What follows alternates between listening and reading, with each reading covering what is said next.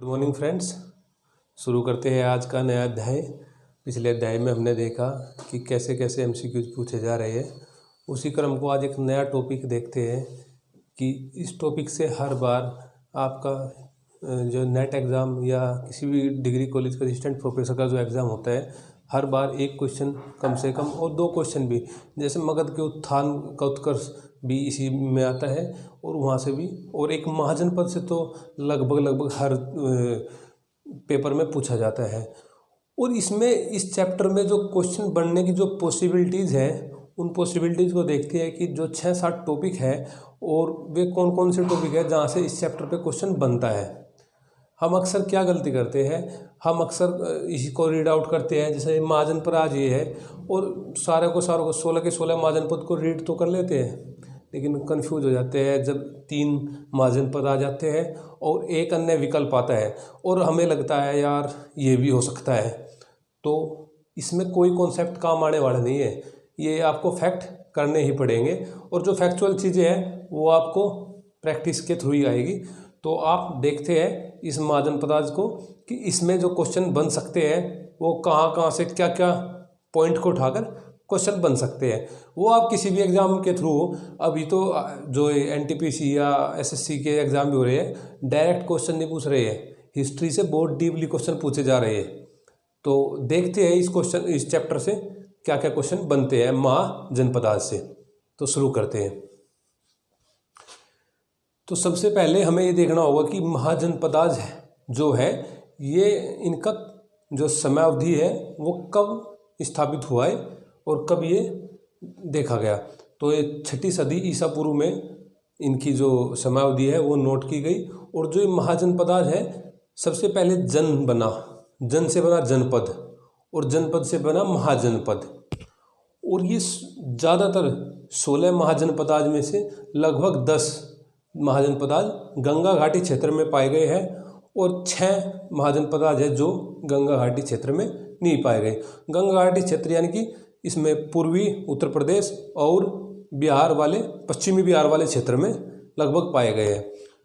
जैसा कि आप देखो कि सुरसेन यानी कि मथुरा वाला, कुरु, इंद्रप्रस्थ, पांचाल यानी कि आई क्षेत्र पांचाल, ये जो रुहेलखंड वाला एरिया है यानी कि बरेली, बंदायूं, फर्रुखाबाद वाला एरिया, और ये कौशल, श्रावस्ती वाला, वत्स, कौशाम्बी, काशी, वाराणसी, मगध, वो बिहार वाला, राजगीर जो आधुनिक पटना है, मल, वज्जी संघ वैशाली वाला, और अंगचंपा। ये जो क्षेत्र थे ये पाए गए हैं कहाँ पे? गंगा घाटी क्षेत्र में।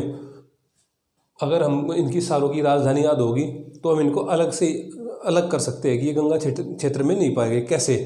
जैसे काम्बोज है और गांधार है।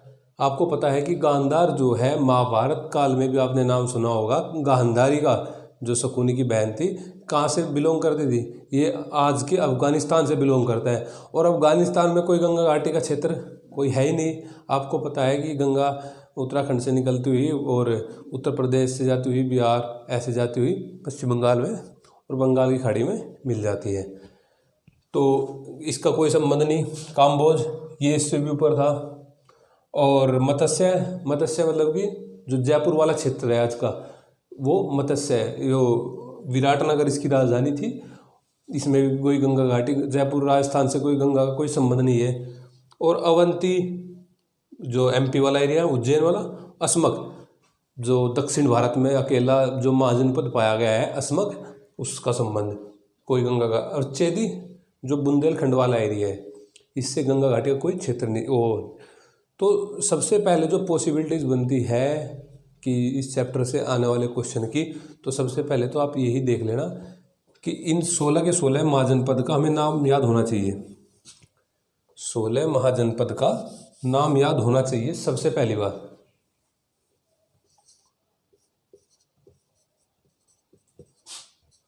सोलह महाजनपदों का नाम, और ये आपको कंठस्थ होना चाहिए। दूसरी पॉसिबिलिटी जो इस चैप्टर से बनती है, नाम होने के बाद इनकी राजधानी याद होनी चाहिए। आपको मिलान के रूप में क्वेश्चन आएगा कि मगध की राजधानी, इसके सामने जो इसकी राजधानी होगी, जैसा गिरिवर्ध राजगीर, और वत्स की राजधानी कौशाम्बी, मत्स्य विराटनगर, और एक अन्य जैसे कौशल की राजधानी श्रावस्ती ना देते हुए कोई अन्य विकल्प दे देते हैं, तो जब राजधानी याद होगी जब भी आप उसको पुट कर सकते हैं राजधानी। इसमें फिर दोबारा बात बताना चाहता हूँ कि कॉन्सेप्ट का कोई भी कार्य नहीं है, वही फैक्ट है, और फैक्ट आपको करने कंपलसरी है, तो राजधानी हमें देखनी पड़ेगी। दूसरी जो पॉसिबिलिटीज बनती है वो है राजधानी, आपको राजधानी करनी ही पड़ेगी। और राजधानी देख लेते हैं एक बार इनकी सारों की। राजधानी कंबोज की जो राजधानी थी वो थी राजपुर या हाटक, राजपुर या हाटक। गांधार की राजधानी थी तक्षशिला। क्या थी गांधार की राजधानी भाई? तक्षशिला। आप नोट डाउन कर लो और देख लो इनको। मत्स्य जो जयपुर वाला क्षेत्र था और जिसकी स्थापना विराट राजा ने की थी, और इसकी राजधानी का क्या नाम था? राजा के नाम पर इसकी राजधानी का नाम था विराटनगर।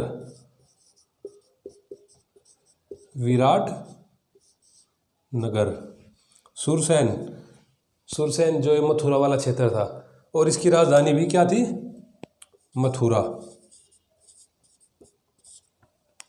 कुरु, जो ये कुरु वाला क्षेत्र था, ये आज का जो पश्चिम उत्तर प्रदेश है, हरियाणा है, और लगभग इधर वाला जो पंजाब है, वो क्षेत्र कुरु के अंतर्गत आता था। और इसकी राजधानी क्या थी? इसकी राजधानी थी इंद्रप्रस्थ।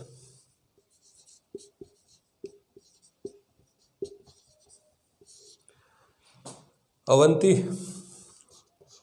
की राजधानी 2 थी। और लगभग जो अगर राजधानी पे क्वेश्चन बनता है डायरेक्ट भी पूछा जाता है, लेकिन जिसकी 2 राजधानी थी, जिस महाजनपद की 2 राजधानी थी, उससे क्वेश्चन बनने की संभावना सबसे ज़्यादा होती है। जैसे अवंती और अन्य और भी आएंगे, हम बताएंगे आपको। अवंती की 2 राजधानी थी। अवंती क्योंकि इनके बीच में एक नदी प्रवाहित होती थी, और नदी के इस पार वाली राजधानी अलग होती थी, दूसरे पार वाली राजधानी अलग होती थी। तो उत्तरी अवंती की जो राजधानी थी वह क्या थी? उज्जैन। और दक्षिण जो अवंती थी उसकी राजधानी थी महिषमती। और जो अस्मक जो क्षेत्र था, सबसे पहली बात चलो वो भी बताएंगे हम। अस्मक इसकी राजधानी थी पोटन, दक्षिण भारत में पाया गया अकेला क्षेत्र है ये। पांचाल की राजधानी तो इसमें भी दक्षिण और उत्तरी पांचाल आता था। तो उत्तरी पांचाल की राजधानी थी अहिछत्र।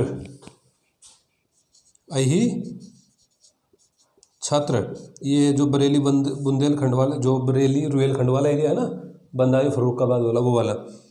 और दक्षिण पांचाल की राजधानी थी काम्पिल्य। आप साथ साथ नोट डाउन करते चले इसको, क्योंकि फर्स्ट यूनिट में नेट के सिलेबस में एक जो लास्ट वाली टॉपिक है उसमें पूरी जो सिलेबस की, तो उसमें यही है कि महाजनपदाज, उनमें राजतंत्र, उनमें जो शासन था वो राजतंत्रात्मक था या लोकतंत्रात्मक था, और मगध के उत्थान का उत्कर्ष, और लगभग 2 क्वेश्चन बनते हैं। तो आप 2 क्वेश्चन को इग्नोर नहीं कर सकते, यानी कि 4 नंबर आप छोड़ नहीं सकते। और वैसे भी इतने छोटे चैप्टर से तो नहीं छोड़ सकते। देखते आगे। कौशल, जहाँ का अवध नरेश श्री राम जी थे ना, तो इसकी राजधानी थी श्रावस्ती। कौशल राजधानी क्या थी? श्रावस्ती, जो फैजाबाद वाला है, अयोध्या वाला एरिया है वो। वत्स, कौशाम्बी।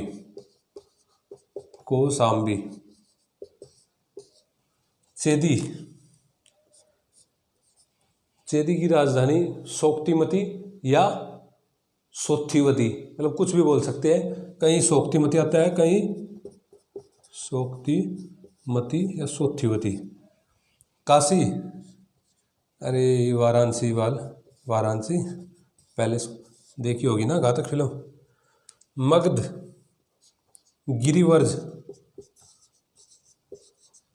या राजगृह, जो पटना वाला क्षेत्र है। मल, कुशीनारा या पावा। वज्जीसंघ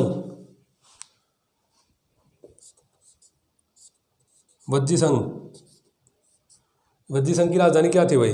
इसकी राजधानी थी वैशाली।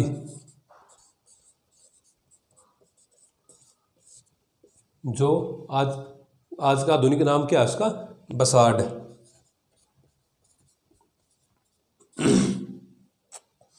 और अंग नरेशकरण सुना होगा नाम आपने महाभारत में।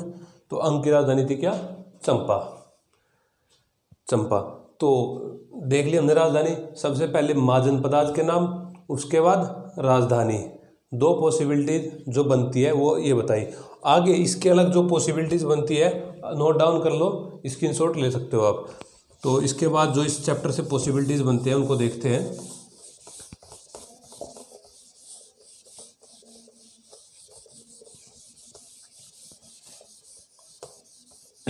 पॉइंट टू पॉइंट काम करना पड़ेगा, बिना पॉइंट के काम चलना नहीं। और रीड आउट खाली अगर हम बड़ी बुक भी पढ़ते हैं उसको टाइम तो ज़्यादा कंज्यूम होता है, और खाली रीड आउट करने से फैक्ट भी नहीं याद होते। कॉन्सेप्ट भी ज़रूरी है, लेकिन कॉन्सेप्ट के साथ साथ फैक्ट अति महत्वपूर्ण है। तो हमने जो दो पॉसिबिलिटी बताई कि सबसे पहले महाजनपदाज का नाम, फिर उनकी राजधानी। अब जो 16 महाजनपद थे इनमें ये देखो कि किन में गणतंत्रात्मक शासन होता था और किन में राजतंत्रात्मक शासन होता था। किन में लोगों द्वारा शासन होता था, किन में राजतंत्र शासन होता था। तो इनमें से जो 14 और 2, हाँ जो 14 वो थे 14 उसमें तो था राजतंत्रात्मक, और जो 2 राज्य थे उनमें था गणतंत्रात्मक। 2 में था गणतंत्रात्मक और 14 में राजतंत्रात्मक। ध्यान रखना क्वेश्चन कई बार क्या आता है कि 4 राज्य दे दिए आपसे महाजनपद, उनमें से पूछ लेंगे कि कौन सा इनमें से गणतंत्रात्मक राज्य है। तो जब आपको 2 गणतंत्रात्मक राज्यों का पता होगा, मल और वज्जी संघ, ये 2 मल और वज्जी संघ, ये 2 गणतंत्रात्मक महाजनपदाज थे। और जो 14 थे वे थे राजतंत्रात्मक। उनमें शासन प्रणाली कैसी थी, राजतंत्रात्मक। तो जो पॉसिबिलिटी नंबर 3 बनती है इस चैप्टर से ये है। और इसके बाद जो पॉसिबिलिटी जो बनती है क्वेश्चन आने की, पिछली बार क्वेश्चन क्या बना एग्ज़ाम में, आपसे पूछ लिया कि इनका वो बताइए कि पूर्व से पश्चिम में क्रम लगाइए। इनका जो ये महाजनपदाज है इनका पूर्व से पश्चिम में क्रम लगाइए, और 4 ऑप्शन आपके सामने रख दिए गए। तो जब आपको इनकी लोकेशन का पता होगा या आपने पता होगा कि ये किस क्षेत्र के किस जनपद से बिलोंग करते हैं, तो आपको तभी लगा सकते हैं। तो आपको इनकी लोकेशन भी देखनी होगी, और तभी आप अगर आपसे पूछे कि सबसे उत्तरी महाजनपद कौन सा था, सबसे उत्तरी महाजनपद कौन सा था, तो आपको देखना है सबसे उत्तरी कौन सा था। भारत से बाहर जो 2 महाजनपद थे, कंबोज और गांधार, ये भारत से बाहर थे। एक अफगानिस्तान में था और एक जो कश्मीर वाला एरिया लगता था कंबोज में ना। तो सबसे जो उत्तरी क्षेत्र था वो था कंबोज।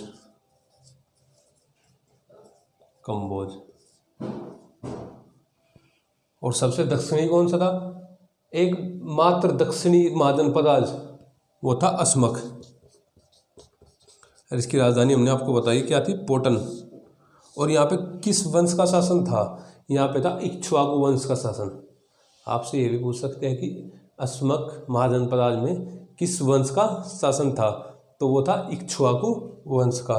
सबसे पश्चिमी महाजनपद अगर आपसे पूछा जाए कि सबसे पश्चिमी महाजनपद कौन सा था, तो वो था अवंती।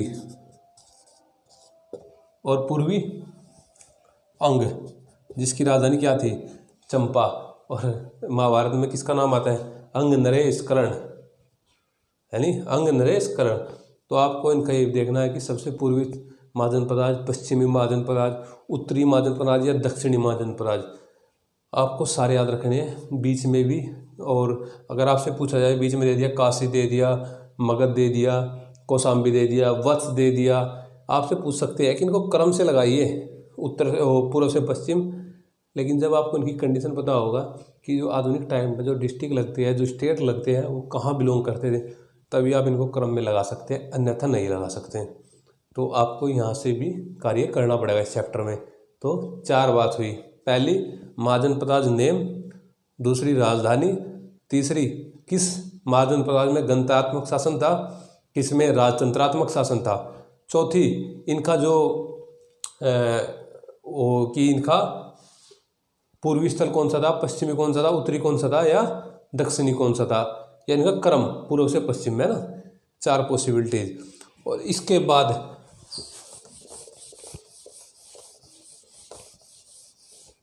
पांचवी पॉसिबिलिटीज जो इस चैप्टर से बनती है, हम अक्सर इनको नाम याद कर लेते हैं, उसके बाद देख लेते हैं इनकी राजधानी, इसके बाद हम इनको नहीं देखते, लेकिन क्वेश्चन इसके अंदर से घुमाया जा रहा है, उस पर कार्य करना पड़ेगा।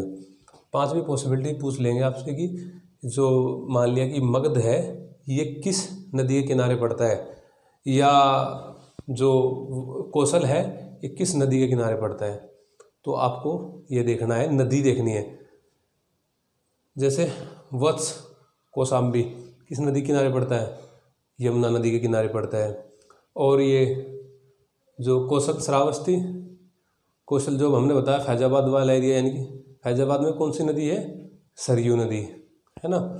और इसी प्रकार से जैसा काशी है, काशी महाजनपद, इसका नाम भी 2 नदियों से मिलकर बना है, और वे 2 नाम है वरुणा और असी, इसी से बन के मिलके बना है वाराणसी, वरुणा और असी, इन 2 नदियों नामक से। और अन्य नदी जैसा दक्षिण भारत में एकमात्र महाजनपद जो पाया गया वो है अस्मक। अगर आपसे पूछे कि अस्मक किस नदी के तट पे स्थित था, तो वो था गोदावरी नदी के तट पे स्थित है ना। कहाँ पे अस्मक, गोदावरी में, महाराष्ट्र में। ठीक है, तो आपको 5वीं जो पॉसिबिलिटीज है कि इन महाजनपदाज के ये किन नदियों के किनारे में बसे हुए थे। छठी बात जो आपको इनमें विशेष तौर पे ध्यान रखनी है वो है कि किस महाजनपद में किसका शासन था उस समय, जो शासन कर रहे थे वो कौन थे। जैसे मगध में कौन था, अजात शत्रुहर यानी कि बिंबिसार हर, और इधर जो कौशल था, कौशल जो महाजनपद था श्रावस्ती वाला, इसमें कौन था, प्रसेनजीत है ना, चंड प्रदोष था। तो इनका में देखना है कि कौन सा शासक किस महाजनपद से संबंधित था। मिलान करने के लिए कई बार पूछा जाता है, 3 नाम दे दिए शासक के नाम, उनके सामने उनके महाजनपदाज के नाम दे दिए, पूछ लेगा इनमें से कौन सा नहीं था। ठीक है, और अन्य जो लास्ट में जो बनता है बात कि भाई और कहाँ से इसमें क्वेश्चन बन सकता है, वो है इनके स्रोत, कि जो 16 महाजनपदाज है इनका क्या स्रोत है, कि ये कहाँ से मतलब इनकी जानकारी हमें कहाँ मिलती है। तो आपको 2 स्रोत ध्यान रखने हैं, बौद्ध स्रोत अंगुत्तर निकाय और जैन स्रोत भगवती सूत्र। बौद्ध स्रोत अंगुत्तर निकाय और जैन स्रोत भगवती सूत्र, इन 2 स्रोत से हमें कहाँ की जानकारी मिलती है, महाजनपदाज की। तो बहुत शॉर्ट लेक्चर में हमने आज महाजनपदाज चैप्टर को पूरा किया है, और इससे बनने वाले जो क्वेश्चन है हमने आपसे डिस्कस किए। आप इन पर अच्छे से कार्य कीजिए, बुक उठाइए, जो भी बुक आप अध्ययन कर रहे हैं, और बार बार इनको रीड आउट करिए। महाजनपदाज लिखिए, उनकी राजधानी लिखिए, उनकी नदियों किनारे किस नदी किनारे बसे हुए थे, या कौन शासक वहाँ पे राज कर रहा था, या इनमें कैसी प्रणाली थी, गणतंत्रात्मक थी या राजतंत्रात्मक थी। तो इस चैप्टर से बनने वाली सभी पॉसिबिलिटीज़ को हमने आज पूरा किया। तो नमस्कार दोस्तों, मिलते हैं नेक्स्ट वीडियो में। प्लीज़ आप इस चैनल को सब्सक्राइब और शेयर ज़रूर कीजिए। थैंक्स।